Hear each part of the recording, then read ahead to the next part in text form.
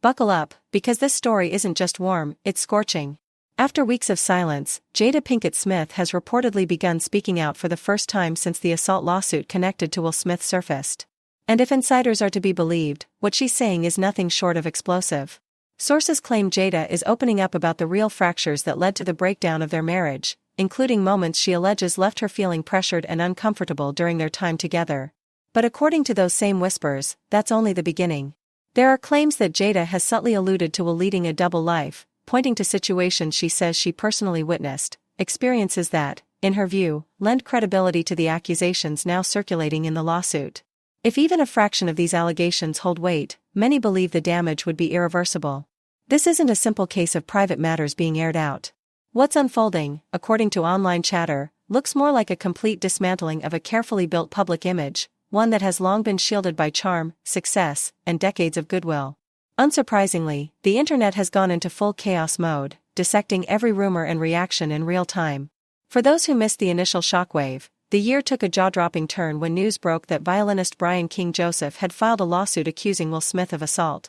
Months earlier, Brian had shared a video with his followers, explaining that he was let go after reporting what he described as inappropriate conduct. At the time, fans rallied behind him, urging legal action, especially in a climate where powerful figures in entertainment were finally being held accountable. What stunned everyone wasn't just the lawsuit itself, but the name attached to it. According to the legal filing, Will Smith is accused of harassment, predatory conduct, and wrongful termination. Joseph has emphasized that these claims stem from a pattern of behavior, not a single isolated incident. As the allegations continue to unfold, public opinion remains sharply divided, but one thing is clear: this situation has cast a long, dark shadow, and the fallout is far from over. According to Joseph, everything shifted after he and Will began working closely toward the end of 2024. He alleges that what started as a professional collaboration slowly took on a far more disturbing tone, one he describes as grooming for exploitation. From that point forward, he says the dynamic no longer felt safe or appropriate. Joseph claims the situation intensified during Will's 2025 tour. That's when, according to him, Will allegedly began framing their relationship as something special, repeatedly encouraging private, one-on-one time. What Joseph describes next is the part that left many people shaken. He says he returned to his hotel room one night and realized it had been entered without permission. Inside, he allegedly found a handwritten note reading, "Just us," alongside HIV medication and wipes deliberately left in plain sight. The implication, he says, was terrifying. When Joseph claims he reported the incident to Will's management team, he alleges the response was not protection, but punishment. According to the lawsuit, he says he was dismissed, accused of fabricating the story, shamed for speaking up, and ultimately removed from the tour. He claims the aftermath left him grappling with PTSD, severe financial strain, and long-lasting harm to his professional reputation. As public scrutiny intensified and people waited to hear from Will Smith, another voice unexpectedly entered the conversation: Jada Pinkett Smith. And according to insiders, what she's allegedly been sharing is nothing short of devastating. Sources claim Jada has begun opening up about experiences from her marriage that she says were deeply traumatic, including situations she felt coerced into while their relationship was still intact. Many see this as a quiet but cutting takedown, one that exposes cracks long hidden behind carefully managed public appearances. People can't help but recall the moment when Will slapped Chris Rock at the Oscars over jokes referencing Jada's alopecia. Not long after, Jada appeared in a Today Show interview and casually revealed that she and Will had actually been living separate lives since 2016, not divorced, but effectively separated. At the time, that revelation stunned the public. Compared to what's emerging now, some say that moment feels almost mild. According to current claims, Jada has allegedly described her marriage as one of the most painful chapters of her life. While she has expressed pride in the children they raised together, she reportedly paints the rest of the relationship as emotionally exhausting and deeply damaging. Insiders say she mentally checked out years ago, and now, she appears done with protecting him. Sources further allege that Jada is claiming Will lived on the DL for years and that long-circulating rumors about him and Dwayne Martin were not just gossip. Allegedly, when she first discovered this, she attempted to leave the marriage altogether. Friends, however, reportedly urged her to stay, arguing that Will would never go public and that preserving his Hollywood reputation was critical. The allegations don't stop there. According to the same insiders, Jada claims she was forced to witness, and at times participate in, some of Will's encounters with other men. These situations allegedly continued for more than a decade, all while being carefully hidden from their children. Eventually, sources say, the emotional toll became unbearable. That was when Jada finally walked away for good. Insiders allege the reason their separation appeared unusually smooth and drama-free was simple. Will knew she had enough evidence to completely destroy his public image if she ever chose to speak openly. Though their marriage was once celebrated as a symbol of black love and unity, Jada reportedly says he had no leverage left to make her stay. And then comes what many are calling the most shocking allegation of all. Sources claim Jada is also confirming Will's alleged involvement in parties hosted by Sean Combs.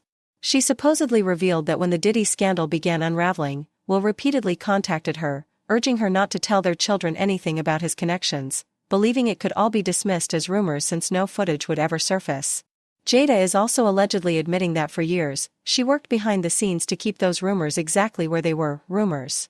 A former assistant has reportedly claimed that anyone working closely with Will was required to check in for rehab, creating a paper trail that could later be used to discredit them if they spoke out.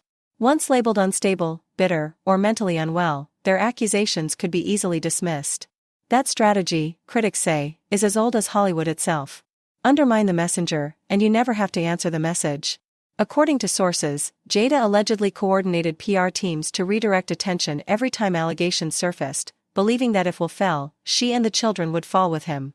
And when you consider how deeply their lives, brands, and careers were intertwined, the motive becomes clearer. They weren't just a couple, they were a carefully constructed empire built on success, healing, influence, and power. Protecting him, insiders suggest, wasn't only about love. It was about survival. It was about safeguarding their legacy, their deals, their standing in an industry that rarely offers second chances, and most of all, protecting their children's future in a world that doesn't forgive scandal easily. From that angle, it's easy to see why she may not have believed she was hiding anything criminal. In her mind, it likely felt more like damage control, doing whatever was necessary to keep the family's image from collapsing in public. Silence probably didn't register as disloyalty to the truth, but as a calculated move. A survival tactic. And once you adopt that mindset, once you convince yourself that protecting the bigger picture justifies the methods, it becomes dangerously simple to explain everything away. Lies get relabeled as privacy. Pressure turns into boundaries. Smear campaigns become clarifying the narrative. Wrapped in polished language and delivered by people with wealth, power, and elite PR teams, it all sounds reasonable enough to the outside world. Seen through that lens, the lack of reaction to earlier allegations starts to make unsettling sense. When Will Smith's former assistant allegedly claimed he caught him with Dwayne Martin, that story should have detonated. Accusations like that, especially from someone inside the inner circle, normally dominate headlines, spark investigations, and fuel endless commentary. Instead, it barely registered. No sustained media pressure. No serious follow-ups. It surfaced, and then vanished. And people noticed. As long as Jada Pinkett Smith was still part of the operation, as long as the machine was running at full capacity, nothing escaped unless it was allowed to. Anything that threatened the brand was quietly buried, reframed, or drowned out by something louder and more flattering. Now, though, it feels different. Less controlled.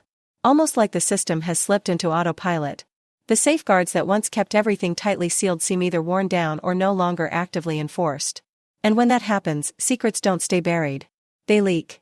They resurface in fragments, old interviews, forgotten clips, whispers from people who stayed silent for years because speaking up wasn't safe before. It feels less like a coordinated reveal and more like structural failure. No clean rollout. No carefully timed rebuttals. Just pieces of the story slipping into daylight one by one. And for anyone thinking these narratives appeared out of nowhere, they didn't. Allegations about Will's behavior have circulated for years, they just weren't amplified. That distinction matters. Long before the current moment, Jaguar Wright went public with explosive claims, accusing both Will and Jada of predatory behavior toward young men in the industry. At the time, she was widely dismissed, labeled unstable, erratic, attention-seeking. But that response follows a familiar pattern. Discredit the speaker first, and you never have to seriously confront what they're saying. What made Jaguar's claims linger, even after the backlash, was their specificity. She didn't just hint at wrongdoing, she spoke about power imbalances, about aspiring young men navigating an industry where access comes at a cost, about pressure, fear, and favors. Whether or not one believes every detail, her themes mirrored long-standing whispers that had circulated quietly in Hollywood for decades. She wasn't inventing a new story, she was saying the quiet part out loud. And Hollywood has never tolerated that well. Then there's the long-repeated claim tied to Alexis Arquette, who allegedly stated that Will's first wife, Sherry Zampino, once caught him in bed with another man.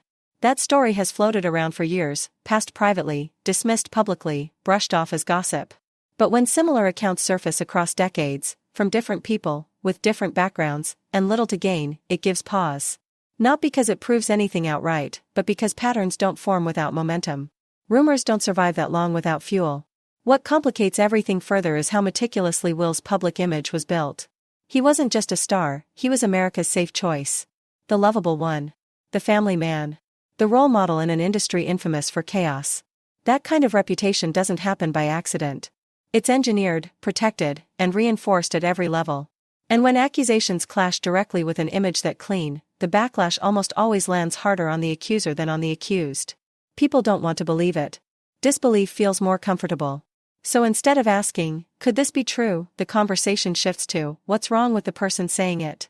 Their mental health gets dissected. Their past mistakes resurface. Their tone, delivery, and credibility become the headline, while the substance of their claims fades into the background. Once that shift happens, the conversation is effectively over. That's how powerful people stay insulated, not just through money or influence, but through the public's resistance to uncomfortable truths. This is where Jada Pinkett Smith's position becomes especially layered and uncomfortable. On the surface, she has long presented herself as radically transparent, someone unafraid to speak openly about her marriage, her pain, her missteps, and her evolution. But beneath that image sits a more troubling accusation, that when honesty risked destroying the brand entirely, it suddenly had limits. It became curated, calculated, controlled. There's a clear distinction in what could be safely discussed and what could not. Topics like emotional distance, unconventional relationships, or personal entanglements can be repackaged as growth, healing, or self-discovery. They fit neatly into a redemption narrative. But allegations involving predatory behavior, coercion, or abuses of power, those don't lend themselves to reframing. No amount of spiritual language or personal branding can soften accusations like that. They don't evolve, they indict. So if it's true that certain stories were quietly suppressed or certain voices intentionally discredited, that wouldn't necessarily contradict the public version of Jada. In a strange way, it would reinforce it. Her version of truth has never been about total disclosure at any cost, it's been about sharing what she deems necessary. And from her perspective, that likely felt like protection rather than dishonesty. What's changed now is the grip on the narrative. The control appears weaker. Old footage is resurfacing. Interviews once dismissed as harmless are being reanalyzed with sharper skepticism. Comments that sounded benign years ago now feel weighted with subtext. Silence that once read as grace or dignity now feels deliberate and suspicious. In a digital age where nothing ever truly disappears, operating on autopilot is risky. The old playbook doesn't work as well when audiences are more critical, less trusting, and unwilling to accept polished explanations without evidence. That doesn't mean every accusation should be accepted as fact. That distinction matters. But it does mean the conversation deserves more seriousness than it's often been given. Brushing everything off as rumor, gossip, or mental instability is not only intellectually lazy, it conveniently protects those with the most power and the most to lose. At the very least, it forces a reckoning with how influence, image management, and silence function, and how many stories never reach the public because the personal cost of telling them is simply too high. And maybe that's the larger point here. Not just about Will Smith or Jada, or any single claim, but about the machinery of Hollywood itself. How silence is incentivized. How narratives are engineered. How people who witness harm quickly learn that speaking out doesn't lead to justice, but to isolation. And how, years later, when protection erodes and the cracks widen, the truth doesn't arrive as a neat confession or a single exposé. It spills out unevenly, fragmented, uncomfortable, and chaotic, exactly like this. Now, people are watching differently. Listening more carefully. Connecting dots they once ignored. And whether anything is ever formally confirmed or not, the image is no longer sealed shut.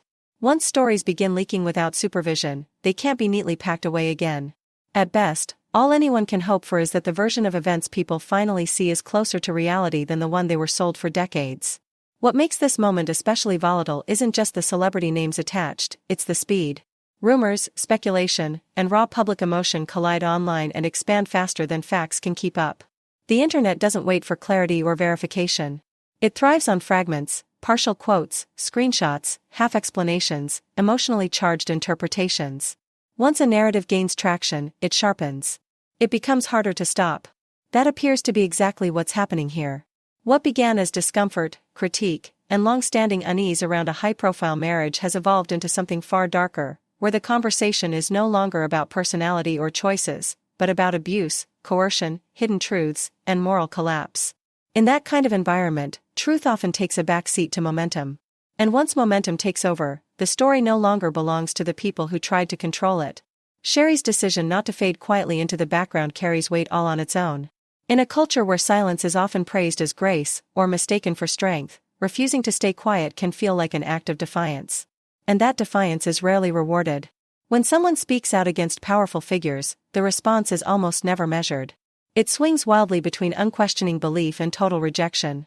There is no space for uncertainty, nuance, or "we don't know yet." That's why the remarks attributed to Alexis Arquette, controversial as they were, hit like a match dropped on dry ground. They didn't arrive as carefully argued claims backed by documentation. Instead, they functioned as provocation, forcing the public to reconsider long-held assumptions. The tone was biting, personal, even mocking, crafted less to open discussion and more to ignite reaction. That's how modern scandals tend to grow now, not through court filings or press conferences, but through posts and comments that feel more like challenges than confessions.